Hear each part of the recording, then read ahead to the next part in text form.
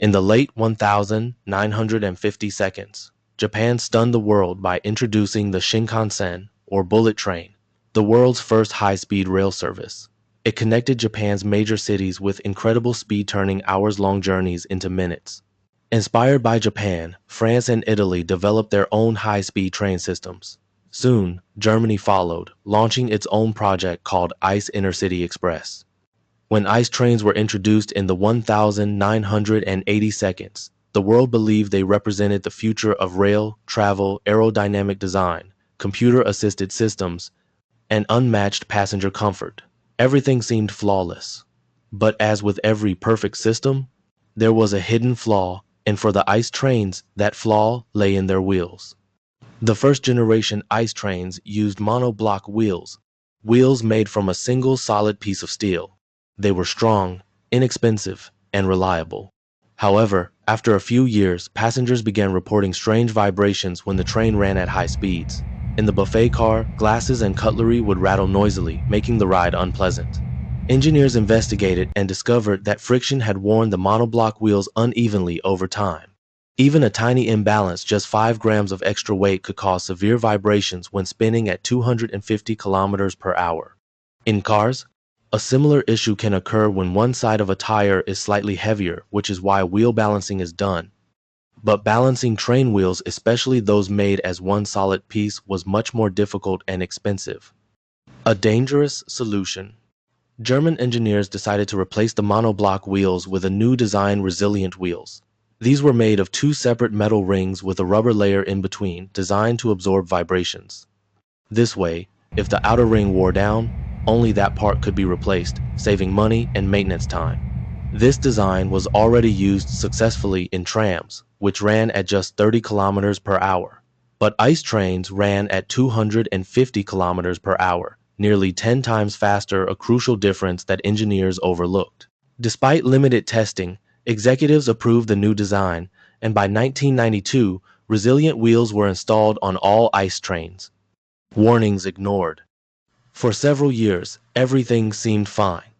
But in 1997, the Hanover Tram Company, Ustra, discovered cracks in its resilient wheels. They replaced the damaged parts and warned Deutsche Bahn, Germany's national railway company. However, since ICE trains had no visible issues at the time, Deutsche Bahn ignored the warning. Then, exactly 1 year later, on the 3rd of June 1998, disaster struck. The crash. At 10:30 a.m., ICE train 884 departed Hanover for Hamburg. It had 14 cars in total, 2 power cars and 12 passenger coaches carrying 287 passengers and 8 crew members. Everything was calm.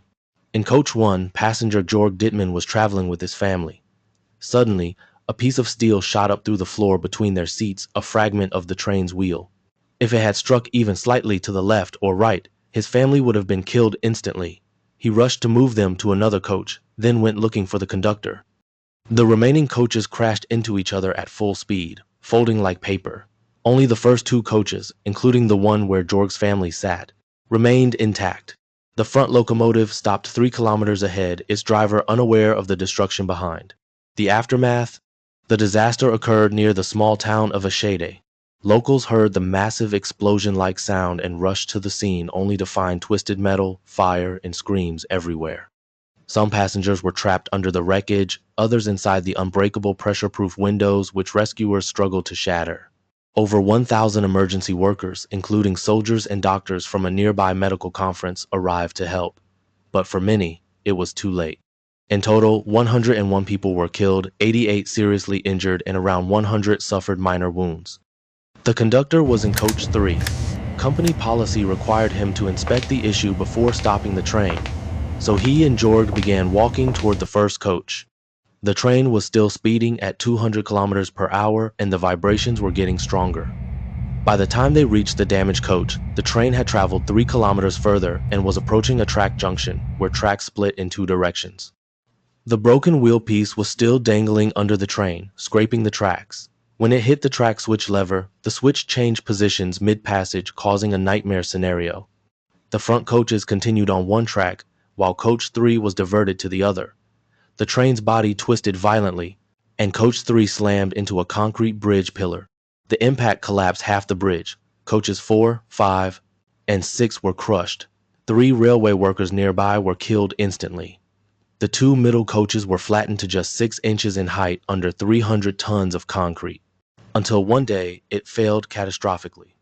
And so, on the 3rd of June 1998, the failure of a single wheel led to the world's deadliest high-speed train accident. Legacy. After the Eschede disaster, all high-speed trains reverted to the solid monoblock wheel design. Bridges near track junctions were relocated, and pressure-proof windows were redesigned to be breakable from the inside for rescue. Germany re-evaluated its entire rail safety system. Even today, the Eschede disaster is taught in German railway training centers as a case study in engineering safety and human oversight. Monoblock wheels may cost more to maintain, but they don't crack apart and their vibrations serve as warnings that it's time for maintenance. This tragedy shattered Germany's image of having the world's safest trains and sent shockwaves across Europe and Japan. Investigation and lessons.